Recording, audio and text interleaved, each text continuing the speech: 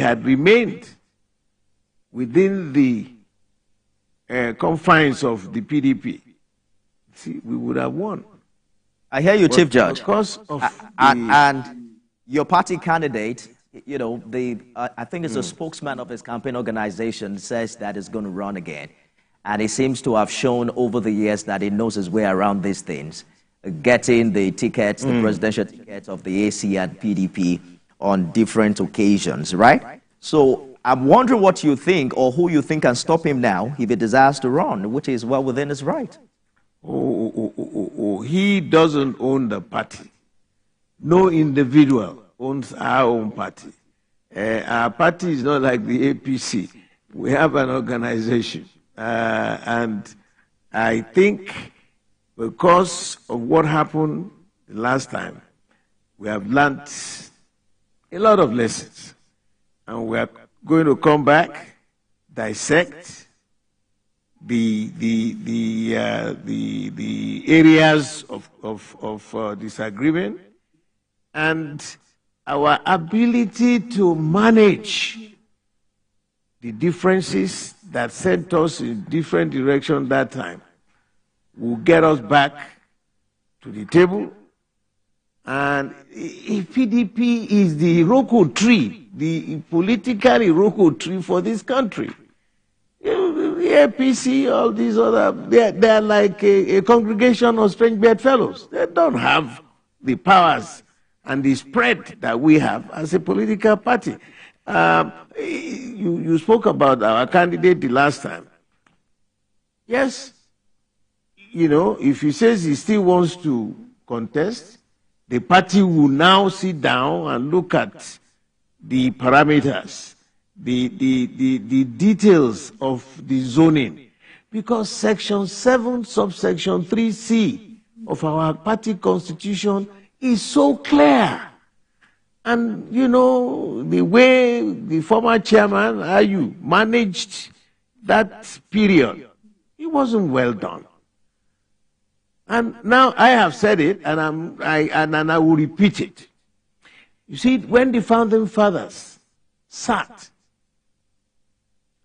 during the tail end of General Abdul Salam's administration, he said, look, why is it that every now and then, every democratic government in power will collapse?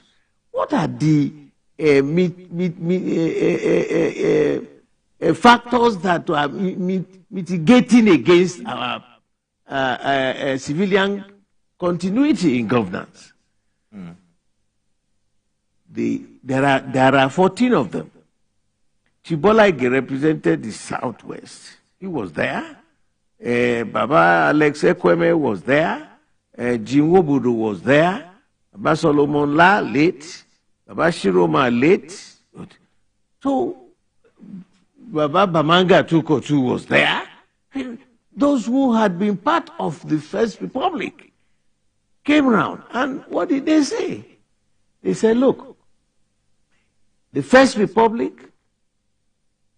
centered on the majority tribes. The majority had their say and their way. And the minority tribes, both North and South, were just mere onlookers. Of course, that would not augur well for unity, it would not augur well for continuity, and it would not augur well for you to be part and parcel, to be proud that, listen, I am a member of this organization and everybody is important. So they came to a conclusion that, look, let's divide Nigeria into 6 geopolitical zones. That's in our own constitution. But if you look at the national constitution, that's not there. They divided Nigeria into 6 geopolitical zones. 3 in the north, 3 in the south. Northwest, northeast, north central. Southwest, southeast, south. And they came up and said there are 6 top positions. 6 top positions in the land. The president, the vice president, the Senate President, the Speaker of the National Assembly, the Secretary to the government, and the National Chairman of our party. You see, each of these zones will have one of these top positions. So it gives you that sense of belonging. It is not absolutely novel, because in Switzerland, that is exactly the policy they practice. I hear you clearly, Chief Judge. And I understand your line of thought, but permit me to butt in quickly, because I want to be able to ask you as many questions within a short period of time. I've also heard your line of thought as to how this rotational system is entrenched in your party's constitution. But some have said, in addition to the points you have made, that the blame for where PDP is should be shared amongst all the stakeholders. Oftentimes we've seen party stakeholders support and sponsor candidates in an election against their own party because of one discontent or the other. Or, they have asked questions like, what happened to party loyalty, whether or not things go your way? How do you build a formidable party, for instance, when at every slight provocation, stakeholders engage in anti-party activities? Human beings are human beings. Even in America today, they've been in governance for over 200 years. There's a senator who is a Democratic senator, all right, who is saying that he still wants to contest, and that, as an independent. So you will have such. But the important thing in life is for the majority to believe in the doctrine of your party.